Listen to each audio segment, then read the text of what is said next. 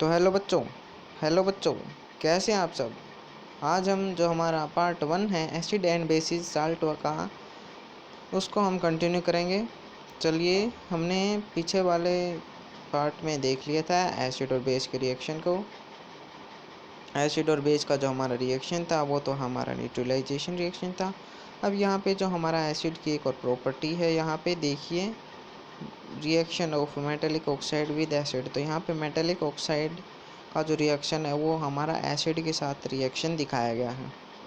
तो इसके कराने से पहले मैं आपको एक ओवरव्यू दूंगा। जो ये मेटेलिक ऑक्साइड है, एमओ से डिनोट कर रहा हूँ, ये हमारे होते हैं बेसिक इन नेचर, और जो नॉन मेटेलिक ऑक्साइड हैं ये हमारे होते हैं एसिडिक इन नेचर। तो ये जो है, जो मैंने बॉक्स में बंद कर दिया है, ये इसकी टॉपिक की मेन बात है जो हम अब करने जा रहे हैं।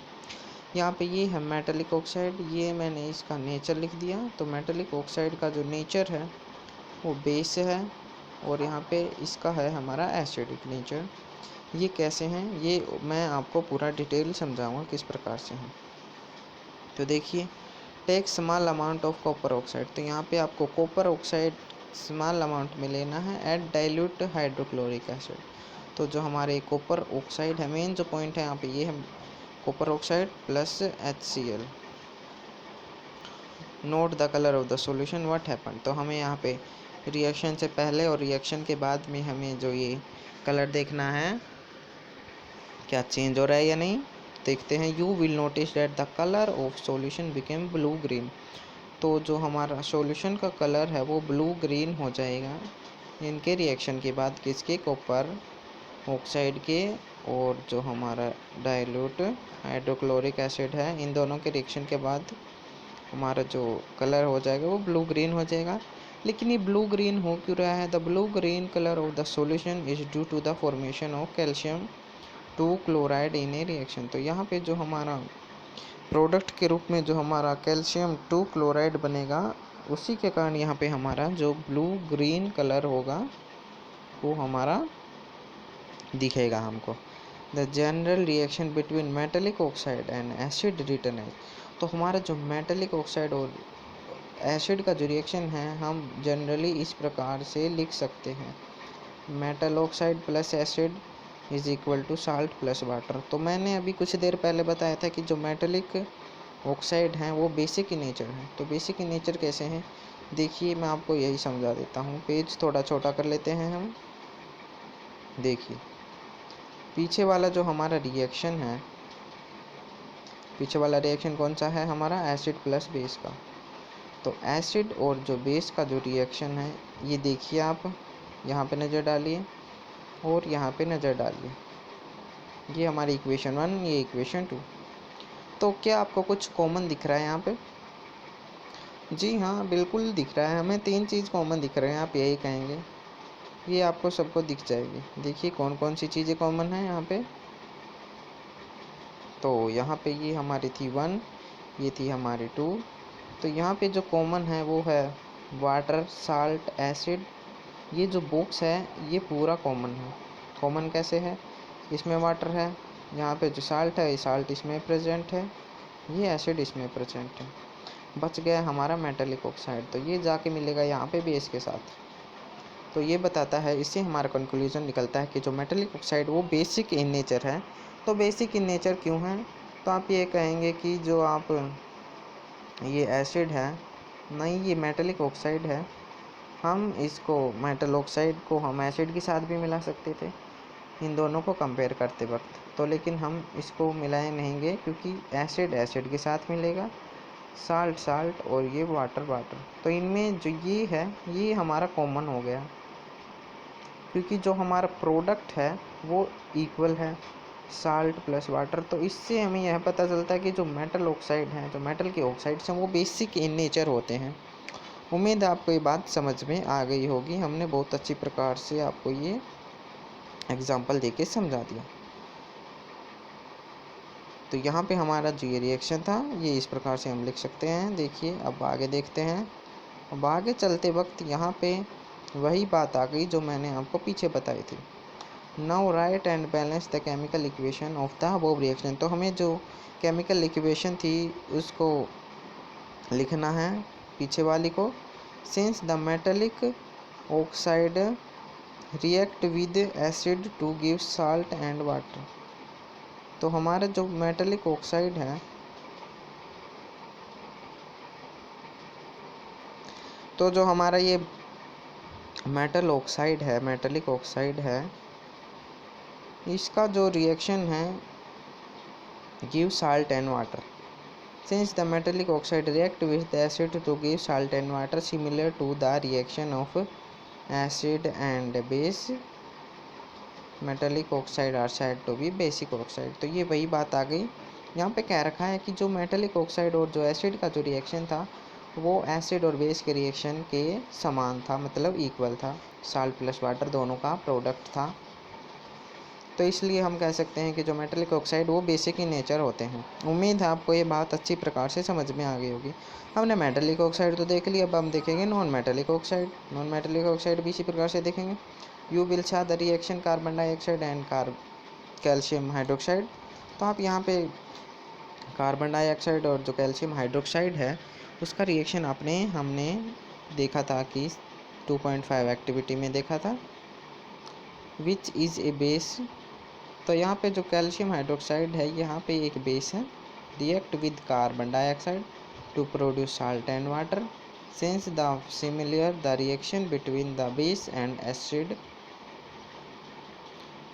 we can conclude that the non-metallic oxide are acidic in nature। तो यहाँ पे क्या कही गई है बात, ये आपको ध्यान से समझना होगा। यहाँ पे हमारा एक एग्जांपल दिया गया है और वो एग्जांपल है यहाँ पे मैं लिख देता हूँ। यहाँ पे एग्जांपल एक इक्वेशन का दिया गया है CaOH2। तो CaOH2 यहाँ पे क्या है, आप अपना दिमाग लगाइए, मैं बता देता हूँ, दिमाग नहीं चल रहा आपका शायद। तो ये जो हमारा है CaOH2 हम इसको पढ़ेंगे कैल्शियम हाइड्रोक्साइड। तो ये जो हमारा कैल्शियम हाइड्रोक्साइड है ये हमारा होता है बेस। हम इसका रिएक्शन करवा रहे हैं CO2 के साथ और जो हमारा प्रोडक्ट है वो बन रहा है हमारा CaCO3 प्लस H2O। तो यह भी एक एसिड और जो बेस का रिएक्शन है उसी की तरह है, क्योंकि यहाँ पे साल्ट प्लस वाटर बन रहा है।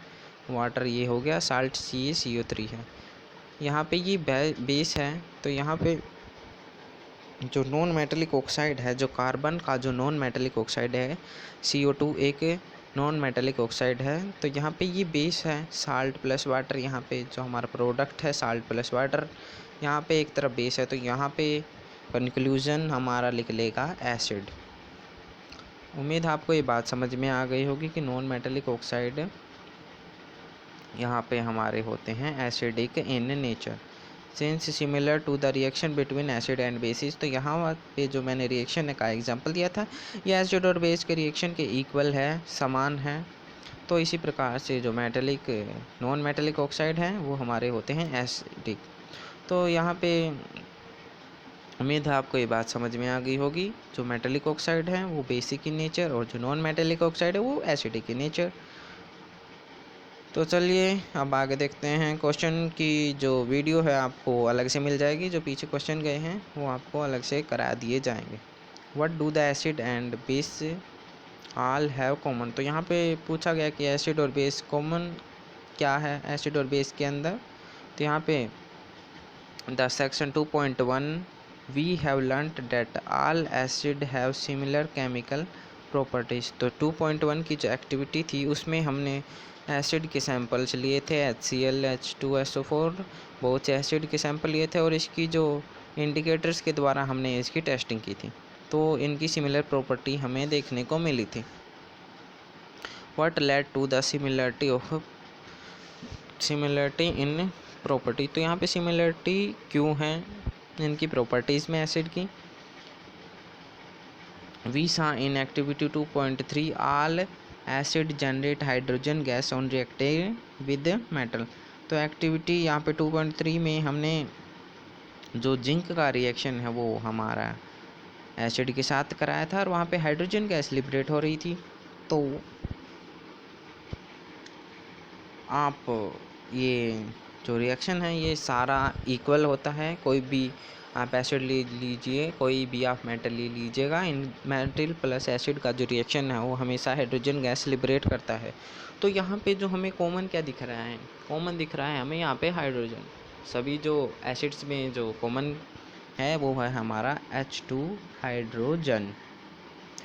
Late us perform an activity to investigate. तो यहाँ पे हमें एक्टिविटी देखनी है, इन्वेस्टिगेट करना है, इसके बारे में देख लेना है कि ये किस प्रकार से हो रहा है। चलिए, take the solution of glucose, alcohol, hydrochloric acid, sulphuric acid. तो यहाँ पे हाइड्रोक्लोरिक और सल्फ्यूरिक आपको एसिड्स लेने हैं, ग्लूकोज और अल्कोहल लेना है। Fix two nail in a cork. तो यहाँ पे जो ये डायग्राम दिया गया है, यहाँ पे आपको 2 कीले डालनी है यहाँ पे कॉर्क में, इस प्रकार से। Connect the nail to a terminal 6 volt battery. 6 volt की बैटरी से आपको इस टर्मिनल कनेक्ट कर रहे हैं। फिर आपको यहाँ पे पानी डाल लेना है, ये थोड़ा पॉइंट दूसरा है, ये हमसे छूट गया था। नाउ पोर सम डाइल्यूट HCl। तो हमें अब इसमें HCl डालना है। Repeat it with dilute sulphuric acid. तो यहाँ पे आपको सल्फ्यूरिक एसिड के साथ रिपीट करना है। और ये आप देखते क्या हैं ये भी देखना है। यहाँ पे हमें एक स्विच और बल्ब भी लगा देना है, इससे हमें पता चल जाएगा कि इलेक्ट्रिसिटी यहाँ पे हमारी कंडक्शन हो रही है या नहीं, इलेक्ट्रिसिटी हमारा जो सॉल्यूशन है वो पास कर रहा है या नहीं। तो जो हमारा सारा निचोड़ है पिछली एक्टिविटी का वो यहाँ पे दिया गया है। तो देखिए यहाँ पे the bulb will start glowing, मतलब जलना शुरू हो जाएगा। In the case of acid, acid के केस में यहाँ पे जो हमारा बल्ब है वो चलेगा, और जो हमारा हमने अल्कोहल भी लिया था, ग्लूकोज भी लिया था, तो इसके केस में हमारी इलेक्ट्रिसिटी कंडक्ट नहीं होगी। Glowing of bulb indicate that there is flow of electric current. तो जब भी बल्ब जल रहा है तो ये सीधी सी बात है कि वहाँ पे इलेक्ट्रिकल करंट का फ्लो हो रहा है। The electrical current is carried through the acidic solution bye ions. तो एसिडिक सॉल्यूशन था, एसिडिक कैसे था, क्योंकि हमने उसमें एसिड को भी ऐड कर दिया था वाटर में। तो इस प्रकार से जो हमारा इलेक्ट्रिसिटी कंडक्शन हो रहा है इस सॉल्यूशन में।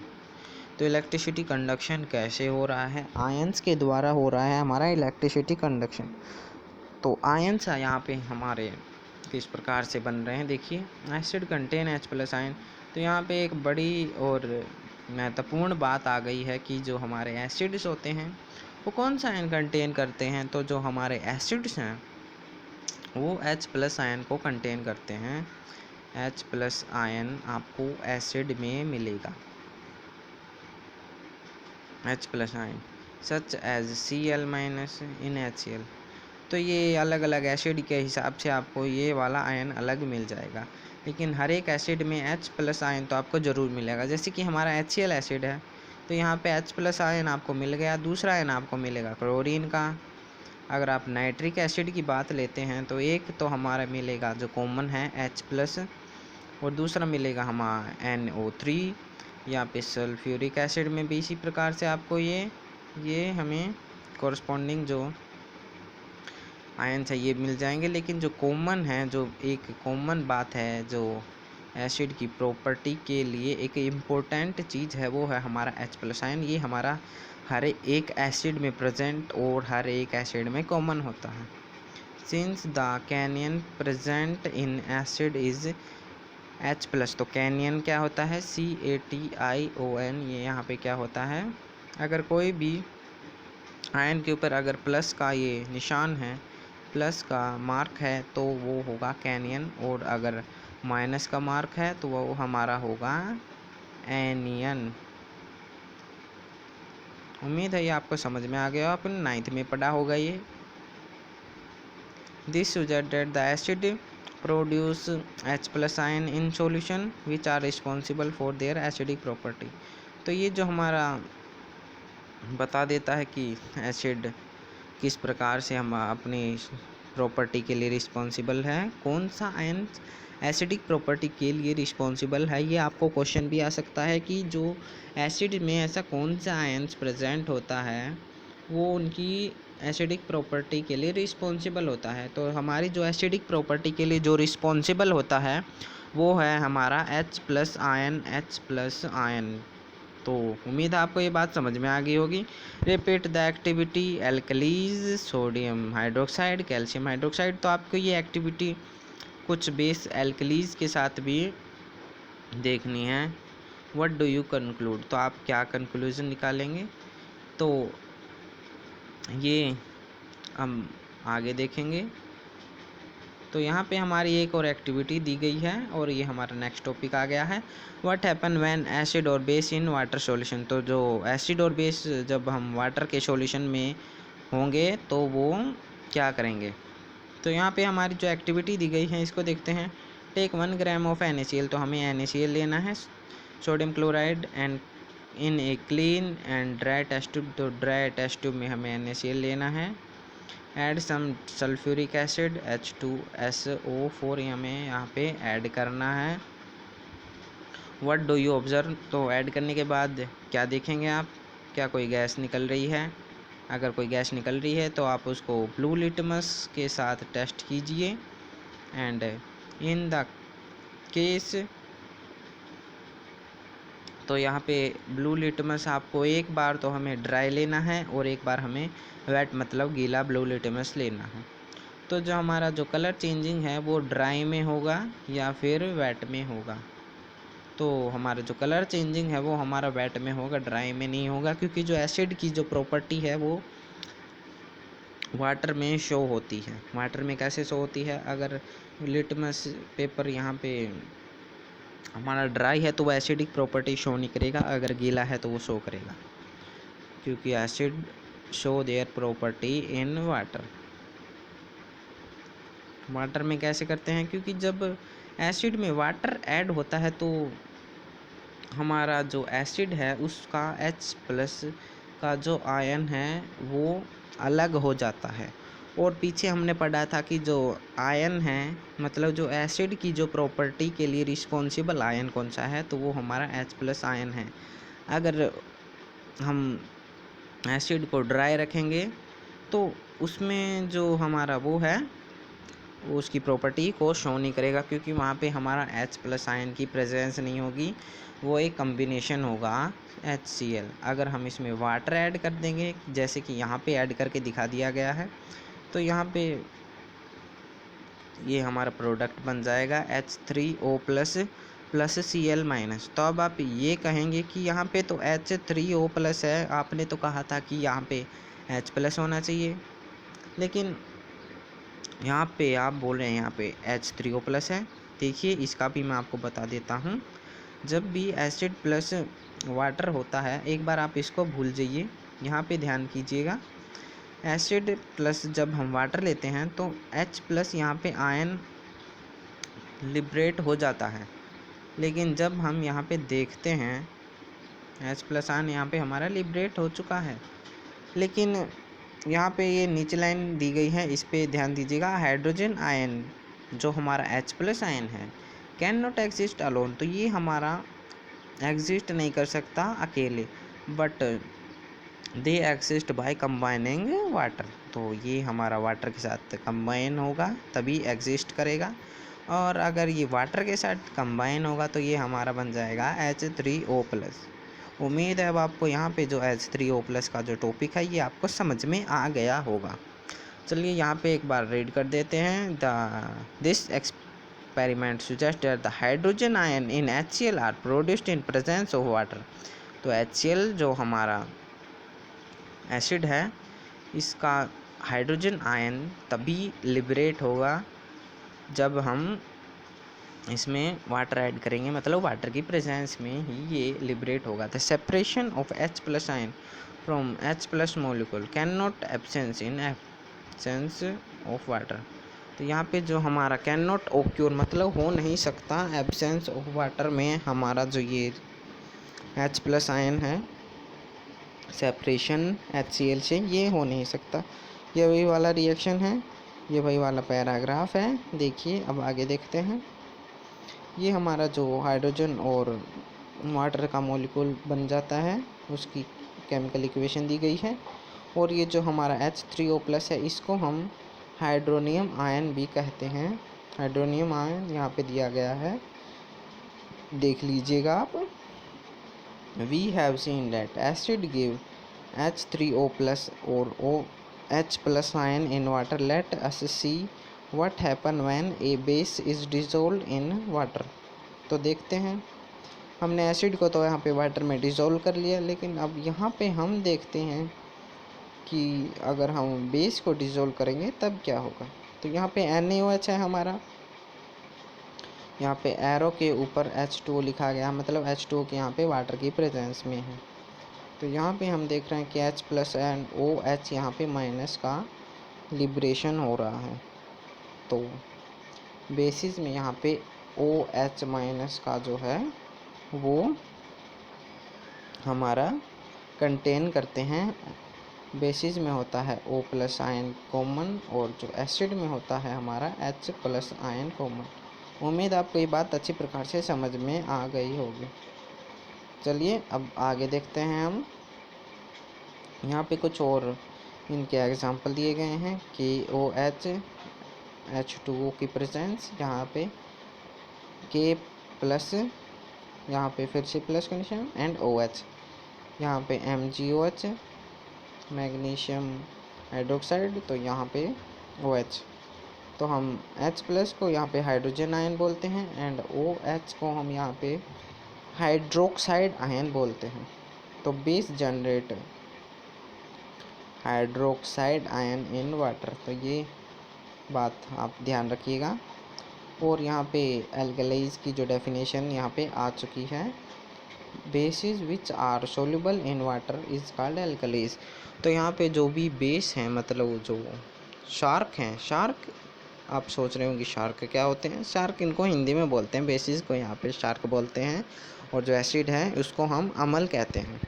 तो bases which are soluble in water, तो जो भी बेस हैं सोल्यूबल इन वाटर मतलब वो वाटर में घुल सकते हैं, घुल जाते हैं, तो वो हमारे होते हैं एल्कलीज। तो यहाँ पे अब अगर आपको एल्कलीज की डेफिनेशन आ जाए तो यहाँ से यहाँ तक कर सकते हैं। और अगर आपको ये पूछा जाए कि बेसिस कौन सा आयन लिबरेट करते हैं, तो वो होता है हमारा OH- ion, hydroxide ion.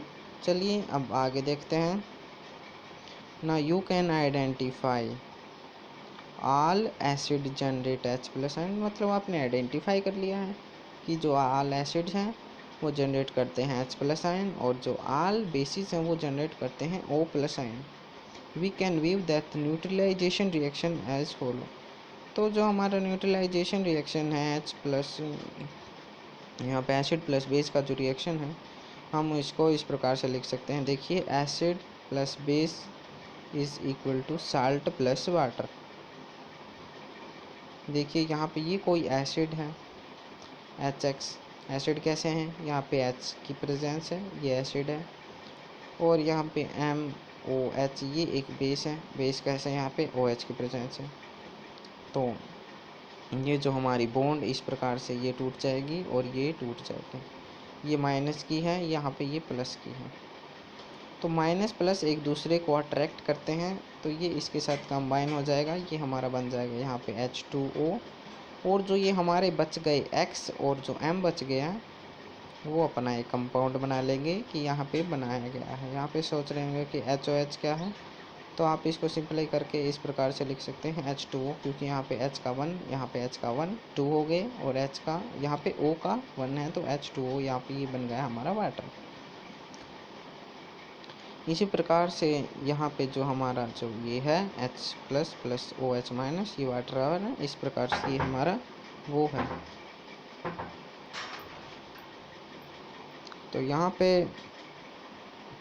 Let us see what is involve when A water is mixed with acid और बेस। तो यहाँ पे जो एसिड और बेस में जब हम वाटर को ऐड करते हैं तब क्या होगा। देखिए यहाँ पे एक और एक्टिविटी दी गई है, देखते हैं एक्टिविटी को। टेक 10 ml वाटर, यहाँ पे हमें वाटर लेना है एंड H2SO4 इसमें ऐड करना है, स्लोली ऐड करना है। स्लोली क्यों करना है? क्योंकि एसिड और बेस में अगर हम वाटर को मिलाते हैं तो ये जो एक रिएक्शन बनता है एसिड प्लस बेस या फिर प्लस वाटर, ये एक एक्सोथर्मिक है। एक्सोथर्मिक, हाईली एक्सोथर्मिक है, खाली एक्सोथर्मिक नहीं है भाई, हाईली एक्सोथर्मिक है। हाईली एक्सोथर्मिक से आप क्या समझते हैं? मतलब उसमें बहुत ही लार्ज अमाउंट में यहाँ पे हीट का इवोल्यूशन होगा। चलिए, टच द बीकर, तो यहाँ पे आपको टच करना है। टच क्यों करना है? क्योंकि एक्सोथर्मिक है भाई, गर्म हो रहा है बीकर यहाँ पे। And is there is change of temperature, यहाँ पे टेम्परेचर के चेंज है यहाँ पे।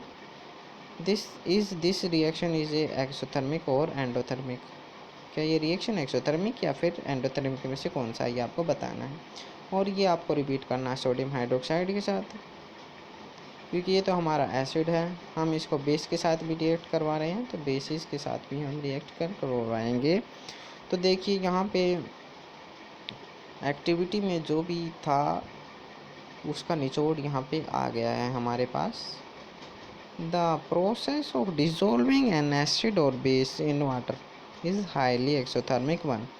तो ये वही है जो मैंने बताया था, जब भी एसिड और बेसिस का हम वाटर के साथ डिसोल्यूशन करते हैं तो एक्सोथर्मिक होता है बहुत ज़्यादा।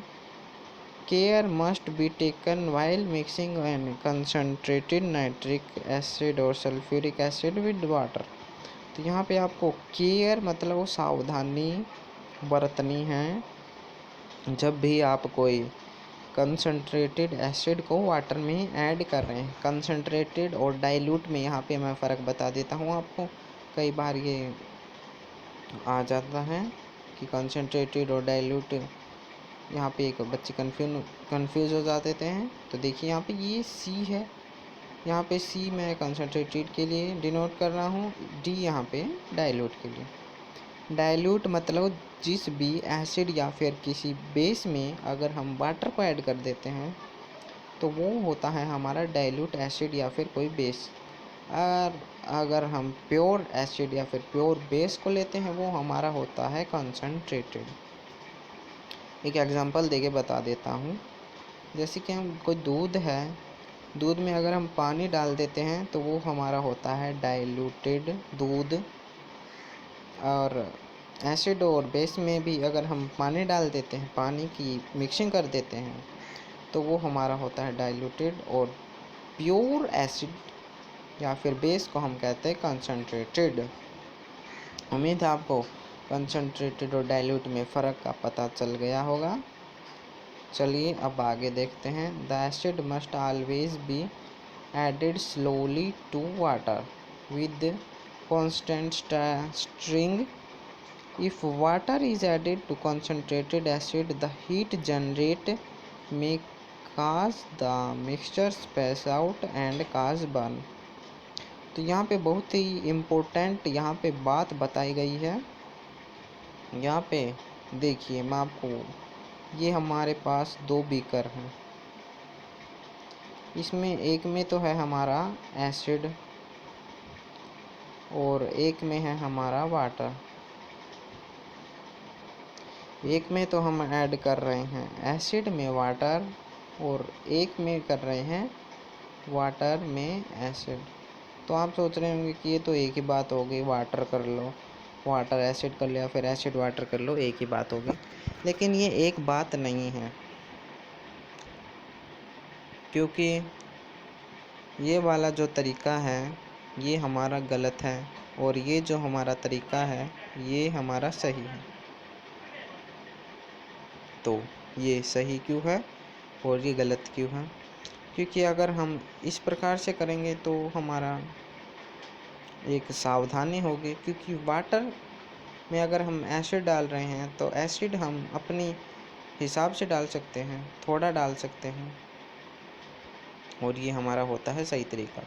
अगर हम सीधा एसिड है, जैसे कि कोई एसिड की बोतल है, उसमें जैसे कि पूरी भरी हुई बोतल है, उसमें हम सोचते हैं कि भाई इसमें पानी डाल के देखते हैं, अगर आपने इस प्रकार से कर दिया तो इतना वो एक्सोथर्मिक हो जाएगा कि आप वहाँ पे बर्न भी हो सकते हैं, मतलब आप जल सकते हैं। तो ये जो हमारा है सही तरीका ये वाला, और ये है हमारा गलत। उम्मीद है आपको समझ में आ गया होगा। यहाँ पे भी यही बात गई है, acid must be always added slowly to water. तो एसिड को हमने वाटर में ऐड करना है, ना कि वाटर को एसिड में। अगर हमने वाटर को एसिड में कर दिया तो यहाँ पे ये गलत क्यों है? ये गलत इसलिए है क्योंकि द हीट जनरेटेड इस केस में वाटर प्लस एसिड रखा है किसी कंटेनर में, आपने उसमें जाके वाटर डाल दिया, तो जो ये तरीका हमारा ये गलत भी होगा। और heat generated cause the mixture space out, इतनी हीट जनरेट होगी कि जो हमारा मिक्सचर है वो उछलने लग जाएगा, मतलब वो हिलने लग जाएगा, इतनी हीट जनरेट होगी। काज बर्न और द ग्लास कंटेनर, अगर वो किसी कांच की कंटेनर में रखा गया है तो वो यहाँ पे ब्रेक भी हो सकता है, टूट भी हो सकता है, due to the excessive local heat, मतलब इतनी हीट होगी कि वो बीकर है वो टूट जाएगा, जो हमारा मिक्सचर है सॉल्यूशन जिसमें हम रिएक्शन करवा रहे हैं वो स्पेस आउट हो जाएगा। और जो अगर किसी पे वो पड़ गया, मतलब हम उसके आगे खड़े हैं, हम पे कुछ छींटे पड़ गए तो हमें बर्न कर देगा, मतलब जला देगा, बर्निंग सेंस वहाँ पे फील करेगा। ऑन है तो यहाँ पे देखिए, हम यहाँ पे जो हमारा ग्लास कंटेनर है वो टूट भी सकता है, तो आपको इस प्रकार का काम नहीं करना है।